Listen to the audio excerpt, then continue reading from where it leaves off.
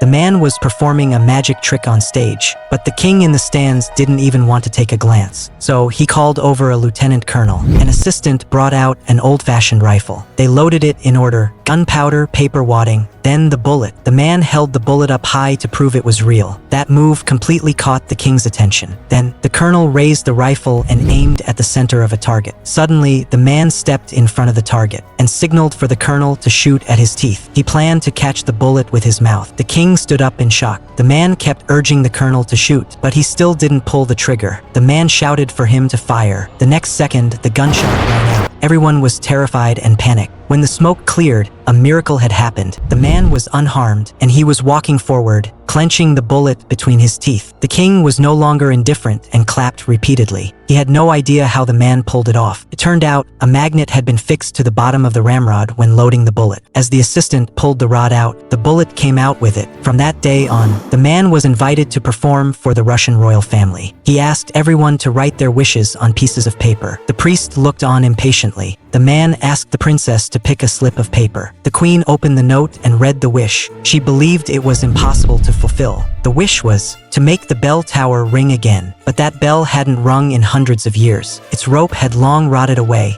and the staircase had collapsed. The priest thought the man was deceiving everyone, but the man remained confident. He walked to the window, opened the curtain, and pulled a rope out from a handkerchief. He asked the princess to pull the rope. The next second, the bell rang. Every member of the royal family knelt down. The priest walked to the window in disbelief. Seeing the royals kneeling and praying forced him to accept what had happened. Turned out, when the wish was drawn, the man had already switched the paper. The key to the bell ringing was the assistant. He had set up a sniper rifle in advance and installed a silencer. When the princess pulled the rope, a bullet struck the ancient bell, making it ring. This play was adapted from the legendary life of a master magician. He once escaped from Midair bindings within 3 minutes and even made an elephant disappear inside a theater. Every one of his magic acts was breathtaking. So here's the question: was making the ancient bell ring his greatest performance of all?